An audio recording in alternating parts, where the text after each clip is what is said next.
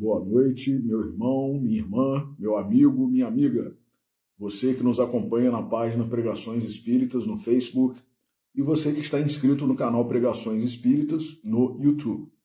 Sejam todos muito bem-vindos a mais uma pregação de sábado às 20 horas, hoje, dia 30 de agosto de 2025. Como leitura preparatória para a nossa prece, nós vamos ler do Evangelho de Mateus, capítulo 7, versículo 21. Não são os que dizem Senhor, Senhor que entrarão no reino dos céus, mas sim o que fizer a vontade do meu Pai que está nos céus. Vamos fazer a nossa prece. Jesus, nosso Mestre, Deus, nosso Pai, amigos e benfeitores espirituais, espíritos familiares e simpáticos, nossos anjos guardiães. A todos vós pedimos a bênção, a intercessão, a inspiração, neste momento em que estamos reunidos em Teu nome, Senhor Jesus, para estudarmos as Tuas lições, o Teu Evangelho, com o auxílio da bendita e santa doutrina espírita. E hoje, um dia após o dia do nascimento do nosso querido amigo e benfeitor, Dr. Bezerra de Menezes, faremos uma parca homenagem a ele, agradecendo por tudo o que ele tem feito e representado para todos nós, desde a época em que tu vieste a este orbe, Senhor Jesus. Na condição, Dr. Bezerra, então, como Zaqueu, e que deixou uma lição grandiosa para todos nós. Então, antecipadamente gratos por mais esta bênção, por mais esta oportunidade, pedimos permissão para iniciar a pregação de hoje. Que assim seja. Meus amigos, todos nós da Seara Espírita sabemos que Dr. Bezerra de Menezes é a reencarnação de Zaqueu, aquele que era o chefe da coletoria de impostos, um judeu que trabalhava para o Império Romano, ali entre os judeus. E por conta disso, hoje, se nós imaginamos que nenhum de nós, na verdade, pelo menos aqui no Brasil, né? Porque não existe contraprestação da parte do poder público condizente com o teor, o grau, a intensidade da carga tributária de impostos que nós pagamos. Mas o dinheiro que a gente paga de imposto é para o próprio país, é para a nossa própria nação, ainda que não seja utilizado da forma correta, que a contraprestação que o Estado oferece não seja, nivelada, equiparada à carga tributária que é paga, mas imaginemos se hoje, com consciência de que o dinheiro que sai, do nosso trabalho, do nosso salário, da nossa remuneração, do nosso ganho de capital, é para o próprio país, para a própria nação, para o próprio povo, e mesmo assim a gente não se sente satisfeito, digamos, de pagar, via de regra, nós reclamamos da carga tributária. Imaginemos nós se esse dinheiro não fosse para o nosso próprio país, o nosso próprio governo, a nossa própria nação, o nosso próprio povo. E era exatamente isso que acontecia na época em que Zaqueu, como chefe da coletoria, ele trabalhava arrecadando valores que seriam destinados ao Império Romano. E aí, se a gente hoje receber a visita de um fiscal da Receita e cobrando, autuando uma empresa, por exemplo, que não está com os impostos em dia, está com alguma irregularidade, a questão contábil, se a gente já não gosta de receber uma visita dessa, sabendo que o eventual pagamento, a eventual regularização seria destinada à nação, que dirá se a gente soubesse que o dinheiro arrecadado não será destinado, Então, imaginemos o grau de hostilidade, de ojeriza,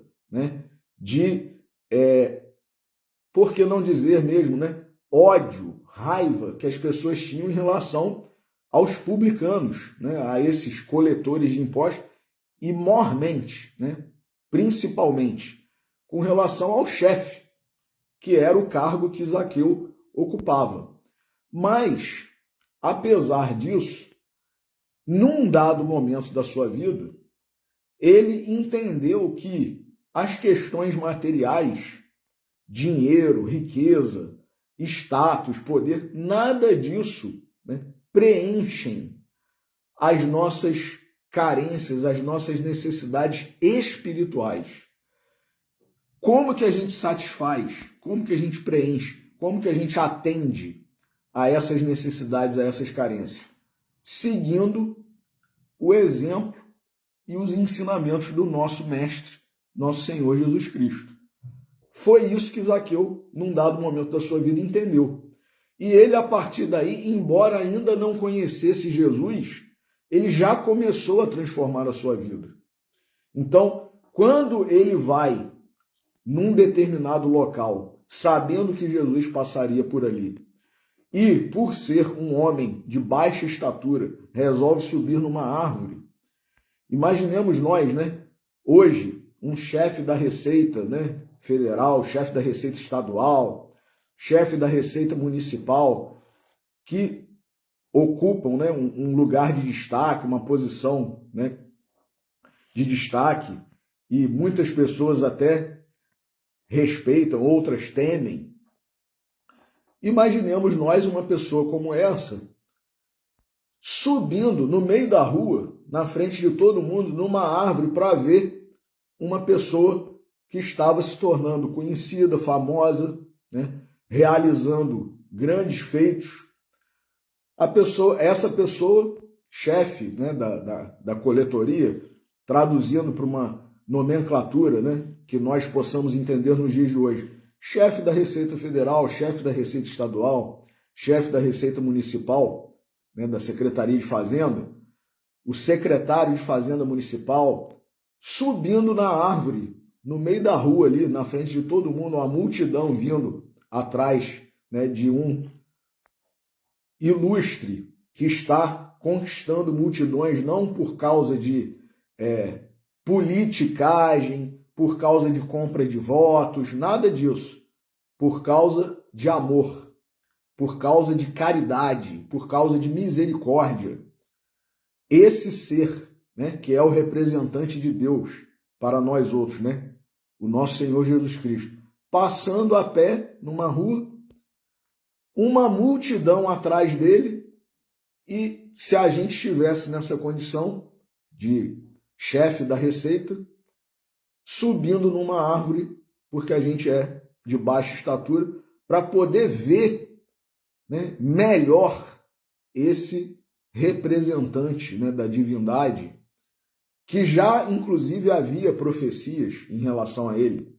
Então, como o próprio Jesus disse, muitas coisas que aconteceram eram sinais, mas as pessoas, nem todas tiveram, como hoje ainda nós não temos, né, olhos de ver e ouvidos de ouvir.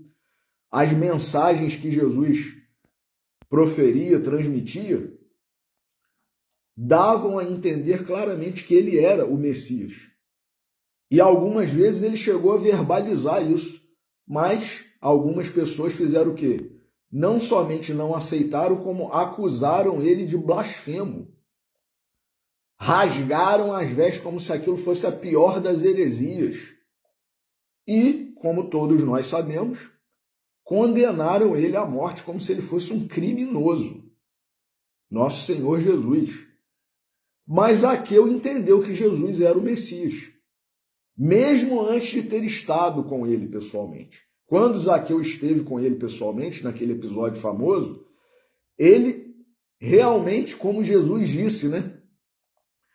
Zaqueu, desce depressa dessa árvore, porque hoje eu vou habitar, né, a tua casa. Eu vou cear com você. E aí, Zaqueu desceu imediatamente. Algumas pessoas ainda continuaram a falar impropérios e tal, né? Porque quando a gente às vezes vê uma pessoa que tinha uma vida, por exemplo, materialista, ela se transformar, né, inexplicavelmente, digamos assim, e se converter verdadeiramente, pode ser uma pessoa materialista, pode ser um criminoso, pode ser um corrupto, pode ser quem for, um indiferente. A gente olha a transformação da pessoa com o pé atrás. E, ó, vai sair alguma coisa disso aí, porque, né, sujeito, ninguém prega prego sem estopa, né? O cara tá querendo alguma coisa e tal, tá querendo se dar bem. Não, é aquela conversão, aquela transformação verdadeira, genuína, legítima.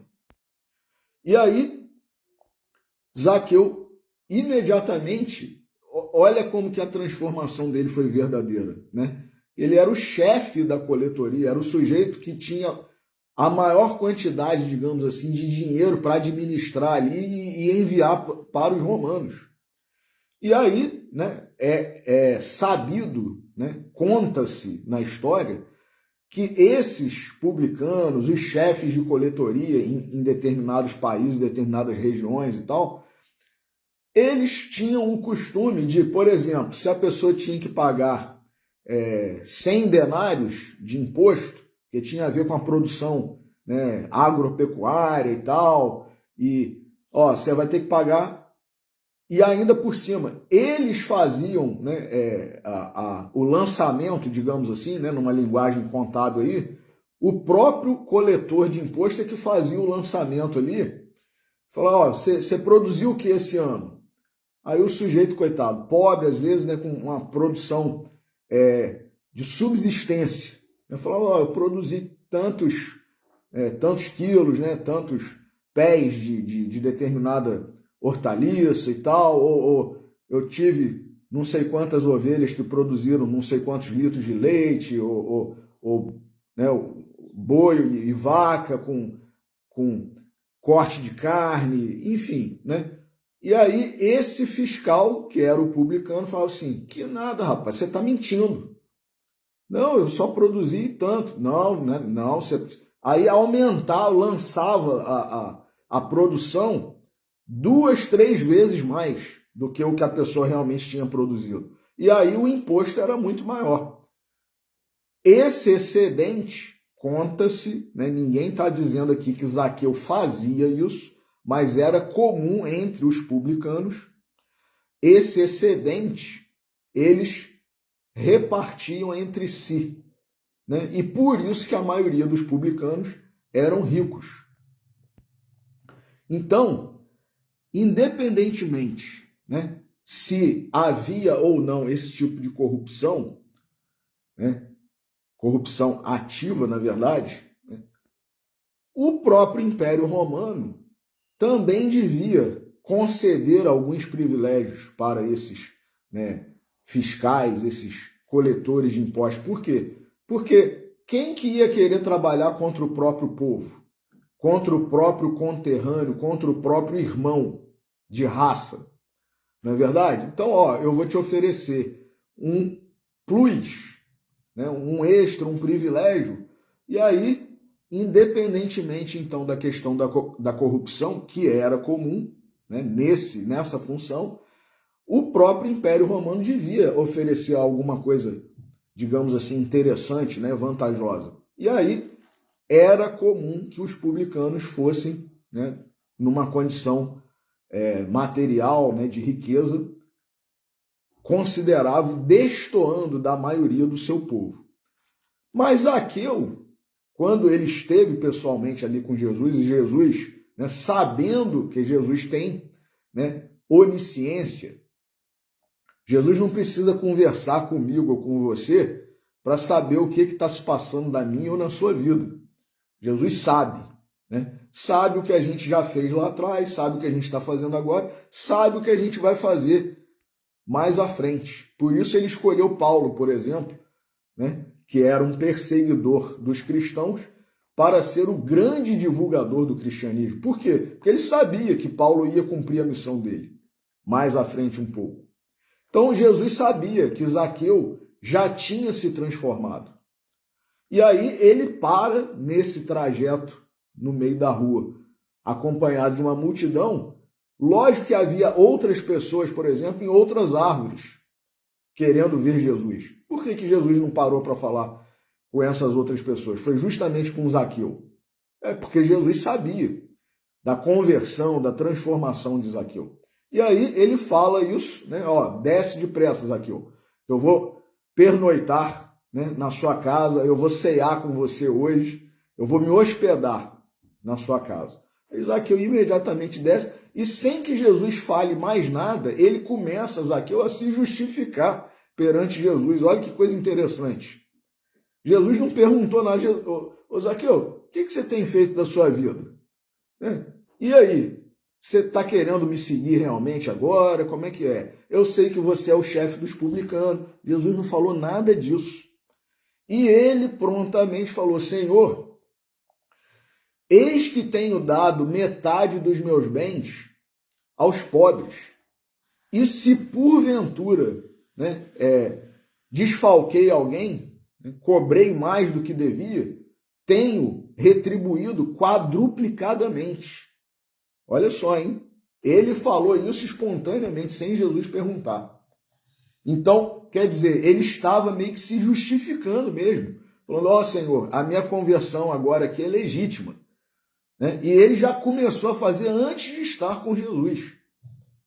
E aí, como a gente sabe que é, né, o Dr. Bezerra de Menezes, eu imagino que esse quadruplicadamente que ele falou com Jesus, na verdade, veio numa progressão geométrica aumentando, perdão, aumentando ao ponto de, nessa última encarnação em que ele foi Bezerra de Menezes, né, ele ser denominado, alcunhado, né, classificado como o médico dos pobres, e também após a sua desencarnação, que foi, conforme consta desse livro aqui, Bezerra de Menezes, ontem e hoje. E também está, né, porque esse livro transcreve do original, que é o Brasil, Coração do Mundo, Pátria do Evangelho, um capítulo lá que fala exatamente da encarnação dele, Bezerra de Menezes, aqui no Brasil, como um missionário ligado, relacionado à doutrina espírita.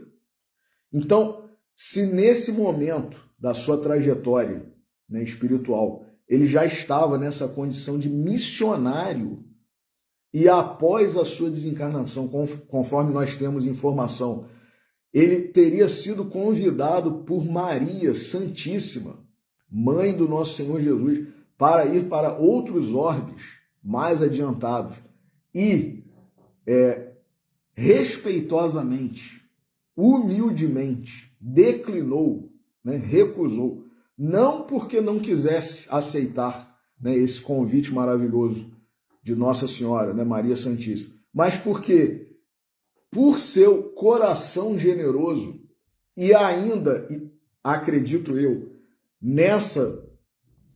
nesse programa que ele traçou lá quando ele ainda estava como Zaqueu, de retribuir, restituir quadruplicadamente o que houvesse, né, eventualmente defraudado de alguém, e que isso foi aumentando consideravelmente, né, numa progressão geométrica, ele recusou ir para orbes mais elevados para ficar por aqui, mesmo na condição de desencarnado, atendendo, socorrendo a nós outros. Isso não é muito mais do que 4 vezes, né, o que eventualmente ele tivesse feito lá atrás, como Zaqueu? Lógico que é.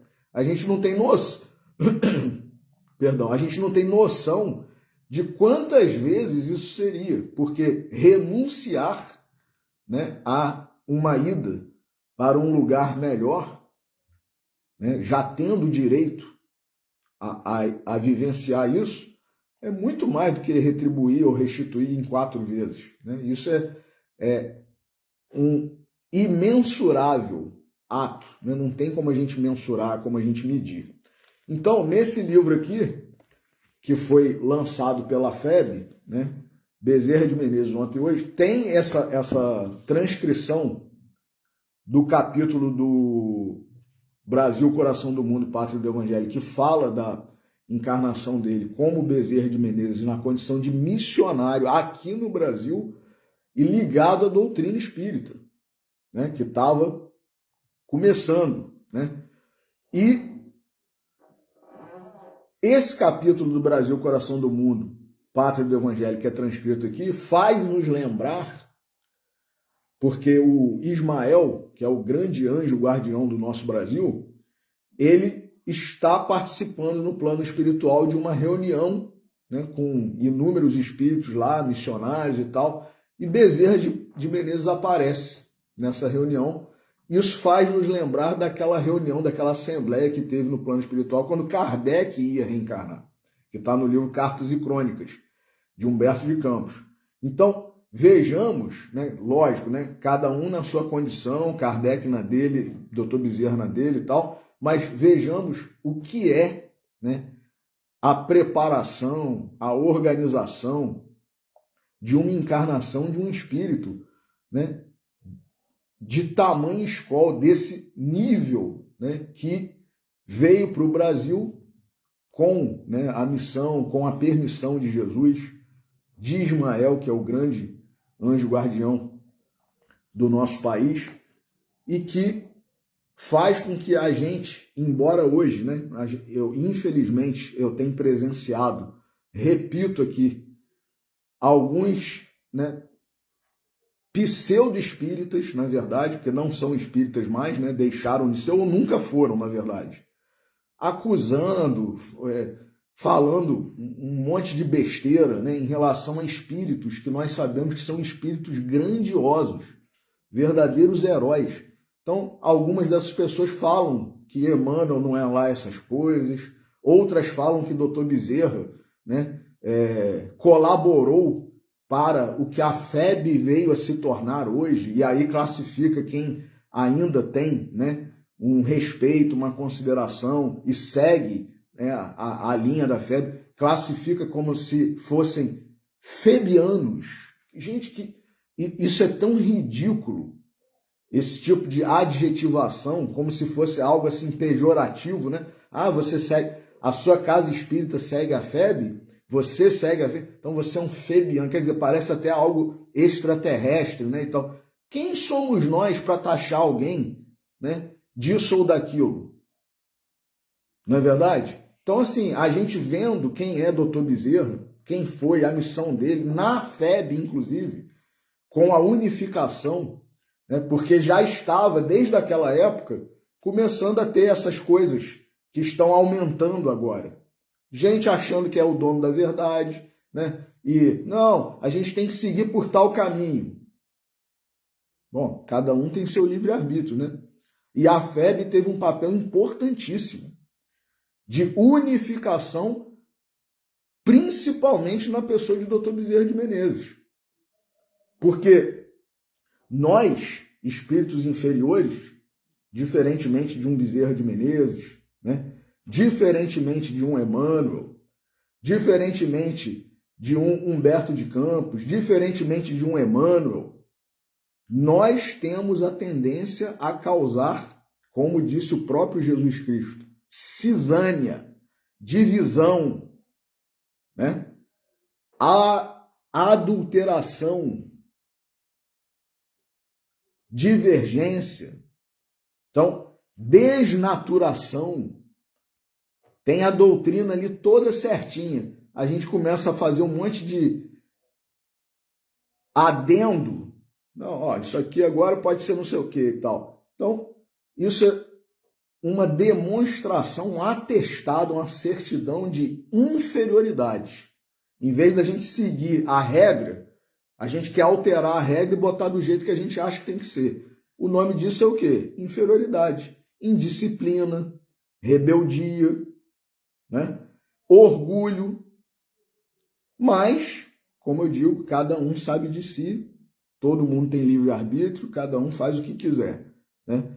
Mas eu prefiro ficar com esses baluartes e com a FEB, que tem mantido, né, na medida do possível, quem quiser seguir, ou como dizia a ministra veneranda no livro Nosso Lar, né? Ministro Nosso Lar, quem quiser aproveitar. Então, para nós vermos como o doutor Bezerra já era, né, preocupado com essas questões, eu vou ler aqui desse livro, Bezerra de Menezes, Ontem e Hoje, um capítulo que é o capítulo 5º da primeira parte, intitulado Clama, não cesses, que tem por epígrafe o versículo 21 do Evangelho de Mateus, no capítulo 7º, né, que nós lemos como leitura inicial. Então, olha o que o doutor Bezerra fala lá nos Idos, meus irmãos. Olha só, hein?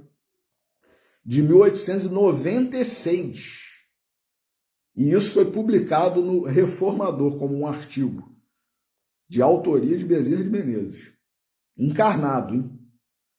O sacerdócio hebreu mesclou o culto divino de impurezas humanas. Olha só, hein? E foi esta a origem de sua condenação. A Igreja Romana fez outro tanto. Adora a Deus com os lábios e tem um coração cheio de iniquidades.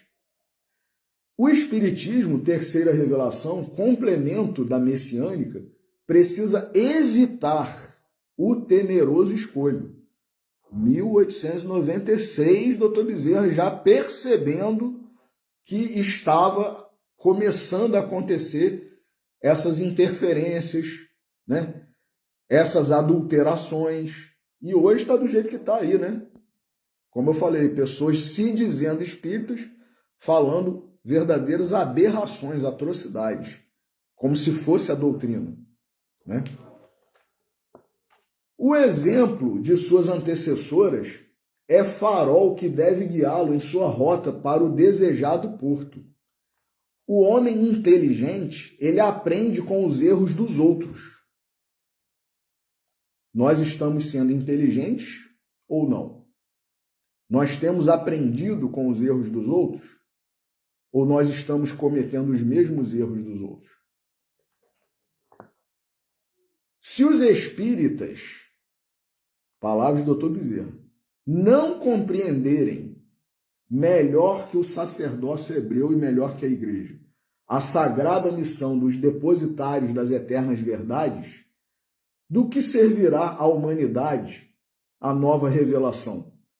O orvalho do céu para acalmar a sede abrasadora dos filhos da terra.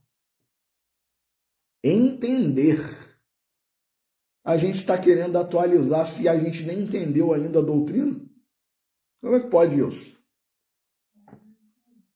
Espiritismo não é ciência, como apregoam os que procuram nos fenômenos por ele produzidos, antes o maravilhoso do que ensinos de salvação. O que a gente está buscando na doutrina? O maravilhoso? Fenômeno? Ou a gente está querendo uma doutrina que faça com que a gente se transforme moralmente? Reconhece-se o verdadeiro espírita pela sua transformação moral e pelos esforços que faz para domar as más tendências. Eu tenho tendência, desde não sei quantas encarnações atrás, a adulterar as coisas, a colocar do meu jeitinho e tal. E estou fazendo a mesma coisa nessa. E estou me dizendo espírita? Epa, calma aí. Se eu não estou domando minhas más tendências. Então a gente tem que abrir os olhos para isso, né? Diz Dr. Bezerra, se o espiritismo fosse ciência, seria invenção ou descoberta dos homens, como tem sido todas as que são conhecidas até hoje.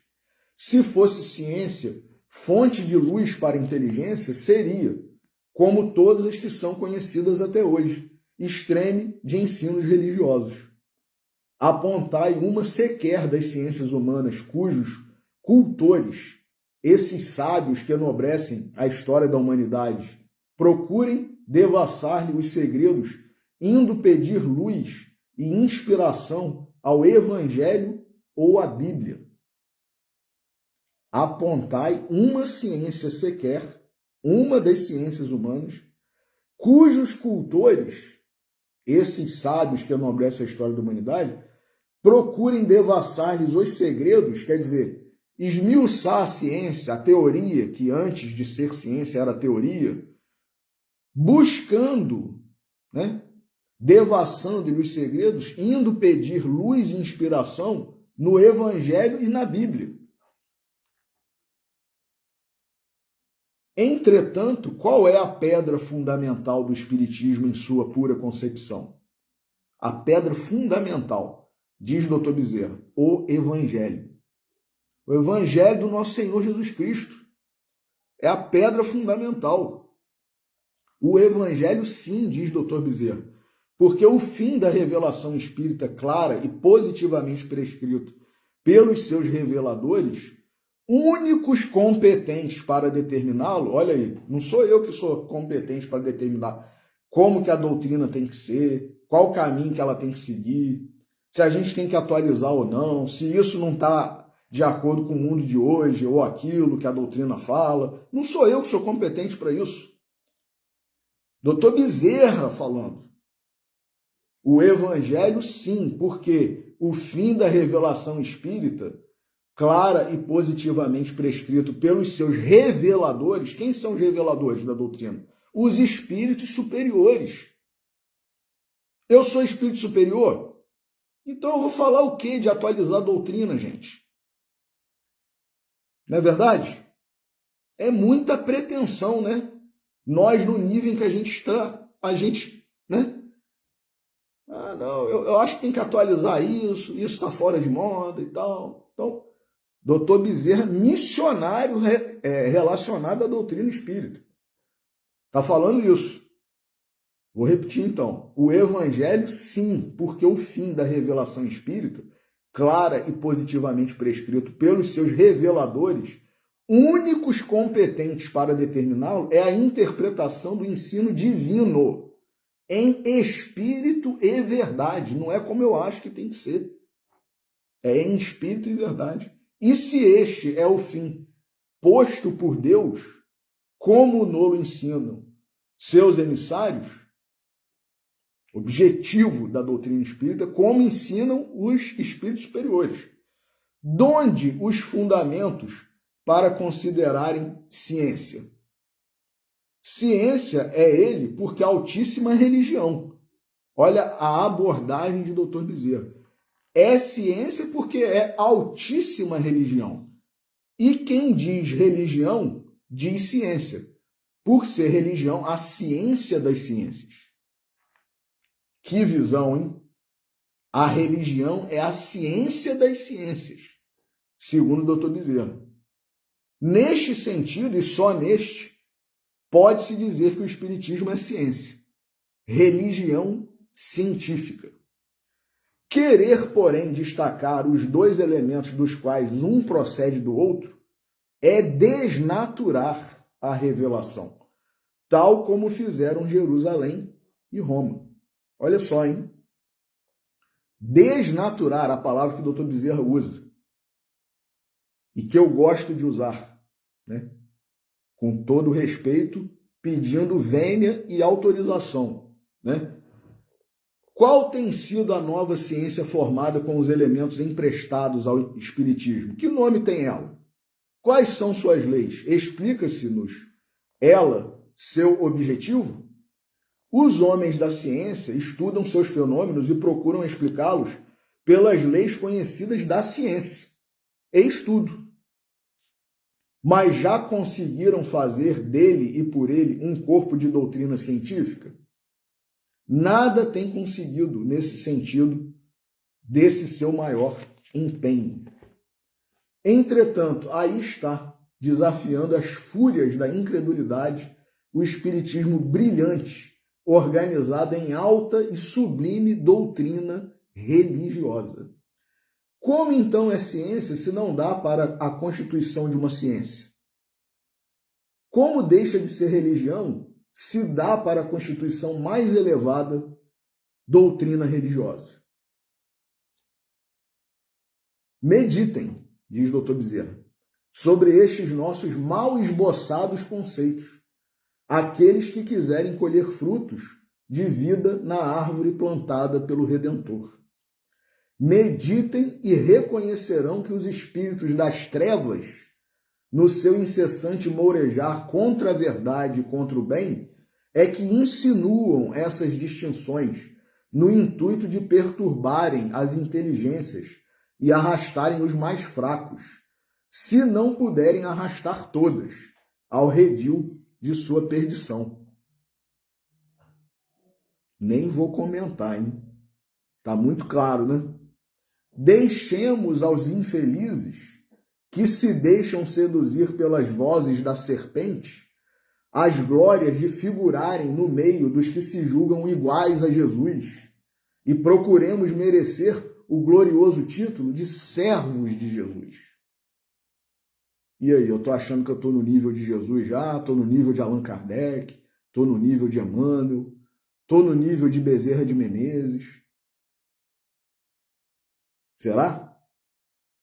Deus, amor e liberdade é o seu lema, com o qual procuram, sob a bandeira do Espiritismo, reunir em torno de si os que se deixam levar por palavras, sem perscrutarem o fundo moral das obras. Invocam o nome de Deus os que não seguem sistematicamente os ensinos de Jesus, que é o pensamento de Deus. Falam em nome do amor, emanação do próprio Deus, os que não o podem sentir, desde que não amam a Jesus, puríssima encarnação do divino sentimento, como verbo do Senhor. E pregam liberdade. Sabeis como e para quê? Olha só a análise do Dr. Bezerra de Menezes em 1896. E pregam liberdade. Sabeis como e para quê? Como meio de se libertarem da lei de Deus, pregada por Jesus, e para abafarem os escrúpulos das almas timoratas, a fim de subjugá-las ao seu modo de compreender o amor, de compreender a liberdade, de compreender o espiritismo. Puxa vida, hein? Tem certeza, Rafael, que foi em 1896 que foi escrito isso? Tem. Mas se tivesse sido escrito hoje, não seria tão apropriado quanto está sendo. Não é verdade? Dr. Bezerra de Menezes. Como meio de se libertarem da lei de Deus, né? Por que estão alguns querendo, né? Não, a gente tem que ter liberdade para interpretar do jeito que a gente quiser, nós somos espíritos inteligentes e tal. Então tá, Dr. Bezerra que está falando aqui. Como que pregam a liberdade? Para quê? Como meio de se libertarem da lei de Deus pregada por Jesus e para abafarem os escrúpulos das almas timoratas a fim de subjugá-las ao seu modo de compreender o amor, de compreender a liberdade, de compreender o espiritismo. Espíritas, o caráter essencial da verdadeira fé, como Nola ensina, o divino mestre, é a humildade no sentimento, é a humildade nas ações. Ao espírita que desejar ser discípulo de Jesus, diremos, o verdadeiro espírita deve procurar ocultar as suas boas obras, como os maus ocultam as suas. E se o dever lhe impõe a obrigação de fazê-las em público, como é hoje o da propaganda, e hoje mais ainda, né, com a internet, deve portar-se com a prudência e a modéstia com que os apóstolos pregavam a boa nova. Onde quer que vejais placas e bandeiras, como anúncio permanente de sessões espíritas, crede, aí não está nenhum espírito religioso. E se gostais de divertir-vos, entrai. E se procurais o verdadeiro espiritismo, fugi e orai pelos que o deturpam. Olha aí. Os templos não têm placas, nem flâmulas, nem arautos pregando pelas ruas e praças ao som de timbales. Esses são meios empregados por empresas teatrais para atraírem concorrência. Isto é próprio de festas mundanas, nunca de exercícios religiosos. Se virdes os jornais profanos, pejados todos os dias de notícias de trabalhos espíritas, com os nomes dos eméritos trabalhadores, concluí de tais manifestações aparatosas que não há espírito religioso em quem as fez. É o príncipe do mundo que as insinua no anônimo, ou melhor, no ânimo dos que as fazem. Olha só, hein? O espiritismo é a revelação divina e, como tal, com os homens ou sem os homens, há de propagar-se por toda a terra, como nolo prova a revelação messiânica. Felizes os que concorrem com o seu fraco esforço. Doutor Bezerra. Felizes, doutor Bezerra, endossando a resposta que está no livro dos Espíritos, quando pergunta-se, né, Kardec perguntou, o homem pode, né, com os seus esforços, né, como a frase que ficou conhecida, né, domar suas más tendências e tal, se transformar moralmente e tal. Aí os espíritos superiores respondem assim, sim, e na maior parte das vezes com esforços quase insignificantes. Mas, quão poucos dentre vós fazem esforços? O doutor Bezerra aqui falando a mesma coisa.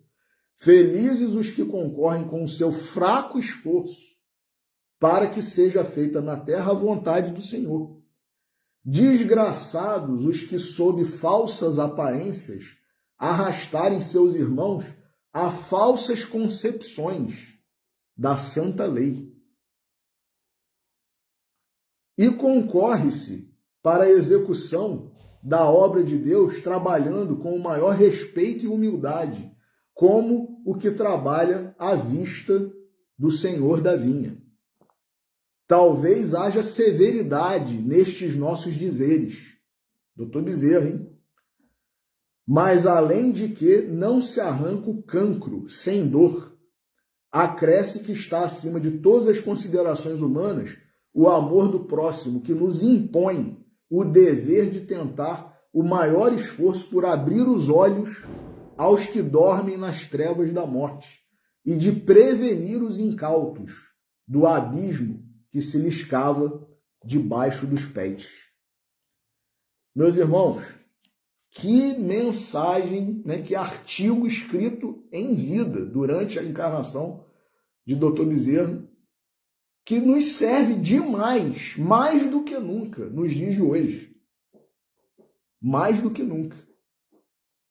Então, nessa parca homenagem que nós estamos a fazer hoje a esse missionário, esse gigante, esse herói do cristianismo e do espiritismo, a nossa gratidão, né, que ele receba o nosso carinho, o nosso respeito, o nosso reconhecimento e que ele, né, continue, já que renunciou a ir para orbes mais elevados, né, e continua por aqui, que ele continue também a não somente nos socorrer nas nossas necessidades de enfermidades, de patologias, né, de doenças, não, mas nas questões, né, da divulgação, da perpetuação da doutrina da forma correta, né? Ele, como sendo esse missionário da doutrina, ele possa nos ajudar, nos intuir, nos esclarecer, nos inspirar e, na medida das possibilidades, porque depende de nós também, né, estarmos em sintonia com um espírito desse e todos os outros, né, dessa categoria, desse nível, que a gente possa, né, se convencer de que a gente não tem condição de fazer nada a não ser ler e divulgar o que esses espíritos nos trouxeram e nos trazem até hoje. Porque uma mensagem dessa, um artigo desse, de mais de 200 anos, né? 200 não, 100 e alguma coisa. Atualíssimo, um artigo desse, né? A gente tem que consultar, vez por outra, né? Tá desviando do caminho, tá saindo ali e tal. Então, opa, vamos ler aqui para a gente voltar para a estrada, né? reta. Então, nossa gratidão, nosso reconhecimento, né? E que ele receba as bênçãos de Deus, né?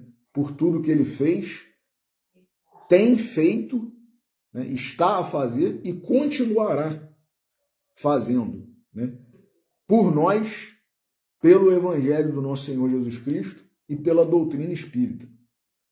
Então, o nosso muito obrigado a ele, a você que nos segue, que nos acompanha. O nosso muito obrigado, que Deus nos abençoe, que Jesus nos abençoe, permitindo que nós encerremos a nossa reflexão de hoje. Um ótimo final de sábado, um ótimo domingo, uma ótima semana. Deus fique conosco. Uma boa noite a todos.